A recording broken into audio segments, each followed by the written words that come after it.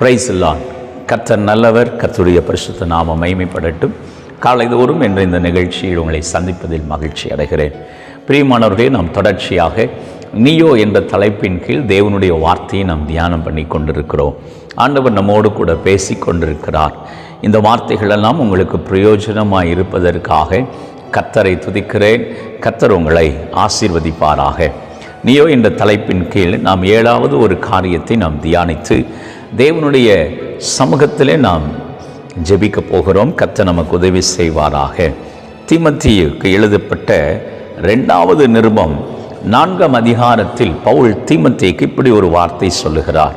நீயோ எல்லாவற்றிலும் மனத்தெளிவுள்ளவனாயிரு, தீங்கு அனுபவி, சுவிசேஷகனுடைய வேலையை செய், உன் ஊழியத்தை நிறைவேற்று என்று சொல்லுகிறார். என கண்பான தேவனுடைய பிள்ளைகளே, கர்த்தருடைய நாமத்துக்கு மகிமை உண்டாகட்டும். இந்த பூமியில் ஆண்டவருடைய எதிர்பார்ப்பையும் ஏக்கத்தையும் சொல்லுகிற ஒரு வார்த்தை தான் நீயோ என்று நாம் தியானித்தோம். அங்கே பவுல் தீமோத்தேயுக்கு சொல்லிக் கொடுக்கிற ஒரு விஷயம், இந்த உலகத்தில் இருக்கிறவர்கள் சத்தியத்திற்கு விலகி கட்டுக்கதைகளுக்கு சாய்ந்து போகிற காலம் வரப்போகிறது. இந்த உலகத்தின் பொல்லாத காரியங்களுக்காக விலகி போகிற ஒரு காலம் வரப்போகிறது. ஆனால் நீயோ எல்லாவற்றிலையும் மனத்தெளிவுள்ளவனாயிரு, எல்லாவற்றிலையும் மனத்தெளிவுள்ளவனாயிரு. இன்னைக்கு ஆண்டவர் நம்ம கூட பேச விரும்புகிற காரியம் அதுதான். நம்ம மற்றவர்களைப் போல் அல்ல. சிலர் நீங்கள் பாருங்களேன், எல்லாத்துலேயும் குழப்பத்தோடையே இருப்பாங்க. எல்லாத்துக்குமே குழம்பிக்கிட்டு தான் இருப்பாங்க. எதை பேசினாலும் ஒரு குழப்பம் இருக்கும். அவங்க பேசுகிறதும் குழப்பமாக இருக்கும். அவங்க இருக்கிற இடத்துலையும் குழப்பமாக தான் இருக்கும். அவங்களுடைய நினைவுகளும் எதையாவது ஒன்று குழப்பிக்கிட்டே இருப்பாங்க. அது ஏன், இது ஏன், இப்படி என்ன காரியம்? நீங்கள் நல்லா கவனிங்க. நம்ம குழப்புகிறவர்களாய் அல்ல, அல்லது குழம்பி போனவர்களாயும் அல்ல, மனத்தெளிவுள்ளவர்களாக இருக்க வேண்டியது அவசியமாக இருக்கிறது. நமக்குள்ள ஒரு மனத்தெளிவு இருக்க வேண்டியது அவசியம். அந்த தெளிவு எதுக்காக இருக்கணுங்கிறத நான் உங்களுக்கு சொல்லிக் கொடுக்குறேன். பவுல் சொல்கிறாரு, தீங்கு அணுவி, சுவிசேஷகனுடைய வேலையை செய், உன் ஊழியத்தை நிறைவேற்று. இதை நான் இந்த 3 காரியத்தையும் ஒரே வார்த்தையில் சொல்கிறேன். பவுல் தீமோத்தேயுக்கு என்ன சொல்ல விரும்புகிறாரு? உன் மேலே வைக்கப்பட்டிருக்கிற தரிசனத்தை நிறைவேற்ற மனத்தெளிவுள்ளவனாயிரு. பிரியமானவர்களே, ஒவ்வொரு மனுஷங்க மேலையும் தேவன் தம்முடைய பிள்ளைகளுக்கு ஒவ்வொரு திட்டத்தை வைத்திருக்கிறார். இந்த வீடியோவை பார்க்குற உங்கள் வாழ்க்கையில் கூட தேவன் ஒரு திட்டத்தை வச்சிருக்கிறார். ஆண்டவருக்கு ஒரு பெரிய எதிர்பார்ப்பு இருக்குது. என் பிள்ளையை கொண்டு நான் இதை செய்யணும், என் பிள்ளைங்க வாழ்க்கையில் நான் இதை கட்டளையிடணும். ஆண்டவருடைய எதிர்பார்ப்பு ஒவ்வொருத்தர் மேலேயும் இருக்கிறது. அப்போ அந்த எதிர்பார்ப்பை நிறைவேற்றுகிறவர்களாக அதற்குரிய மன தெளிவு நம்ம வாழ்க்கையில் இருக்க வேண்டியது ரொம்ப அவசியம். நம்மளை குறிக்கு வைக்கப்பட்டிருக்கிற தரிசனத்தில் செயல்பட வேண்டியது நமக்கு ரொம்ப முக்கியம். அதைத்தான் நம்ம தேவனுடைய சித்தம்னு சொல்கிறோம். தேவனுடைய சித்தத்தை செய்யும் பொழுது தான் அவருக்கு பிரியமானவர்கள் என்று வேதம் சொல்லுகிறது. அப்படி தேவ சித்தத்தை செய்திருக்கிறவர்கள் தான் அவர் அறிந்திருக்கிறார் என்று வேதம் சொல்லுகிறார். தேவ சித்தம் இல்லாமல் எதையோ செய்கிறவர்களை அது பிரம்மாண்டமான காரியமாக கூட இருக்கலாம். ஆனால் அது தேவ சித்தத்திற்குள் உட்பட்டு இருக்கிறதா, தேவ சித்தத்தின்படி நடக்கிறதா, அதை நம்ம ரொம்ப கவனிக்கணும். நல்லா கவனிங்க பிரியமானவர்களே. நம்ம மேலே இருக்கிற தரிசனத்தை குறித்து நமக்கு ஒரு தெளிவு அவசியம். நம்ம வேதத்தில் வாசிக்கிறோம், எரேபியாமின் காலங்களில் எரோபியாம் ஆண்டவருக்கு விரோதமாக ஒரு பலிபீடத்தை கட்டினப்போ, ஜனங்களை தவறான வழியில் நடத்தினப்போ, ஒரு இளம் தீர்க்கதரிசியை ஆண்டவர் எழுப்பி அனுப்பினார். அவருடைய வார்த்தைகளை நீங்கள் கூர்ந்து கவனித்து பாருங்களேன். அந்த தீர்க்கதரிசி சொன்ன மாதிரியே பயங்கரமான காரியம் நடக்கிறது. ஆண்டவர் சொல்லி அனுப்புகிறார்.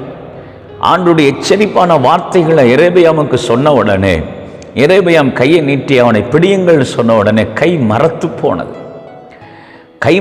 போனது, பலிபீடம் வெடித்தது.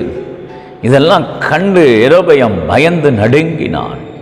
அந்த மனுஷன் ஜெபம் பண்ணதுக்கு அப்புறம்தான் ராஜாவின் கை முன்போலாயிற்று என்று வேதம் சொல்லுகிறது.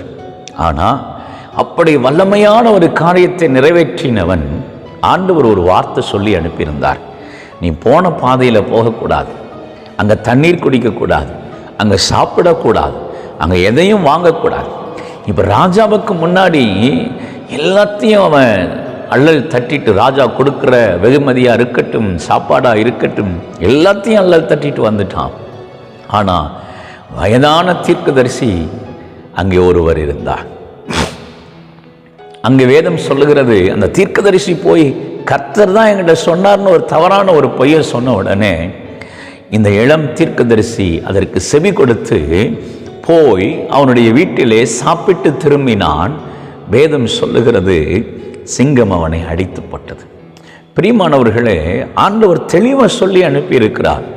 ஆனால் அதுக்கப்புறம் இன்னொருவர் சொன்ன உடனே அதில் ஒரு குழப்பம் வந்துருச்சு. பாருங்களேன், நம்மளை குறித்திருக்கிற தரிசனங்கள் திட்டங்களில் நம்ம குழப்பத்திற்கு இடமே கொடுக்கக்கூடாது. நாம் தரிசனத்தில் நிறைவேற்றுகிறதுல கவனமாக இருக்கணும். என் ஊழிய பாதைகள்லாம் தரிசனத்தை சீர்கட வைக்க, தரிசனத்தை திசை திருப்ப எத்தனையோ காரியங்கள் வந்திருக்கிறது. அதெல்லாம் கண்டுபிடிச்சி அதை சரி பண்ணுகிறதற்கு போராட வேண்டியது இருக்கிறத நான் அதை உணர முடிந்திருக்கிறது.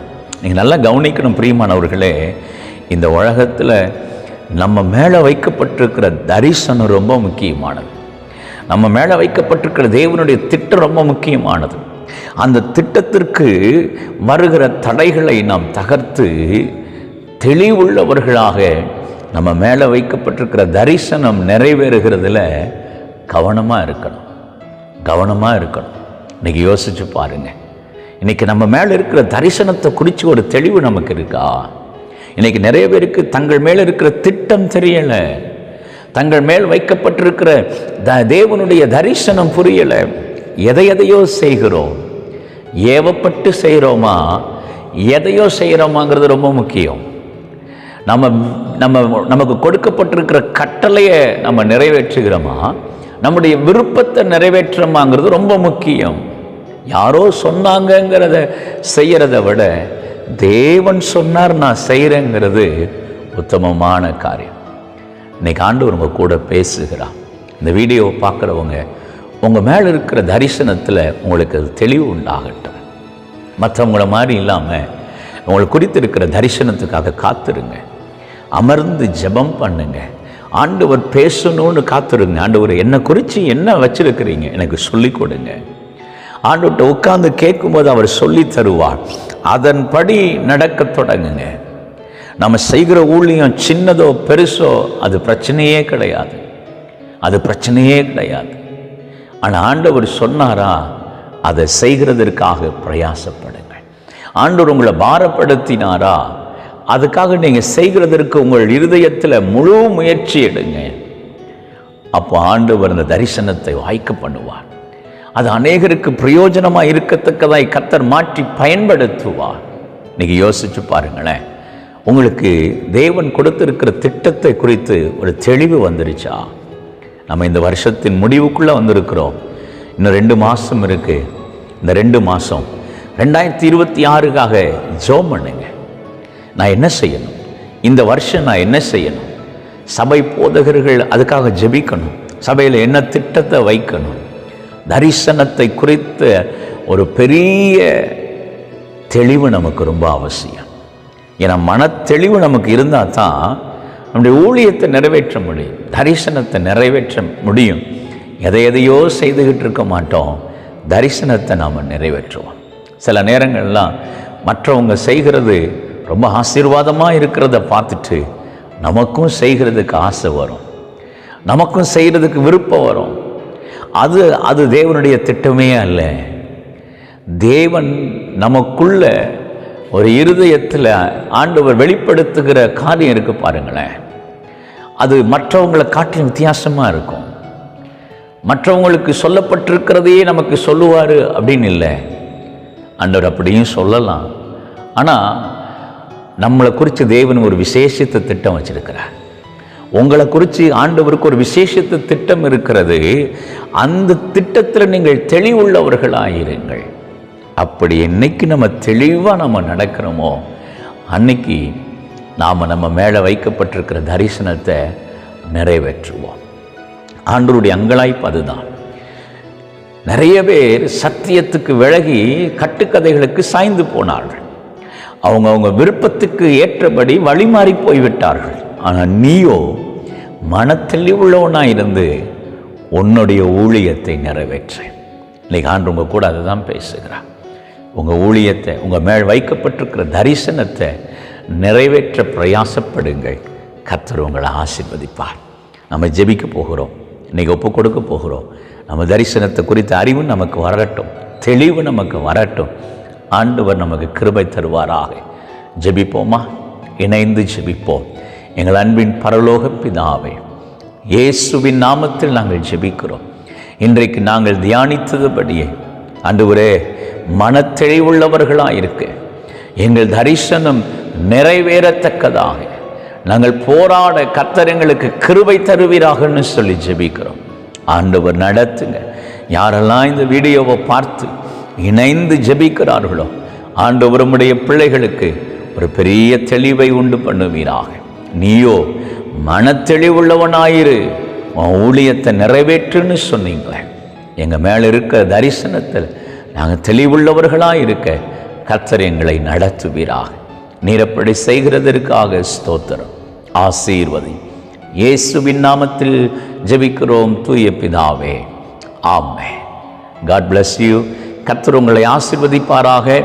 தேவனுடைய நாமத்துக்கு மகிமை உண்டாகட்டும். மீண்டும் ஒரு தலைப்பின் கீழே நம்ம அடுத்த வாரம் தேவனுடைய வார்த்தைகளை தியானிப்போம். கர்த்தர் நமக்கு உதவி செய்வார். God bless you. ஆமென், ஆமென்.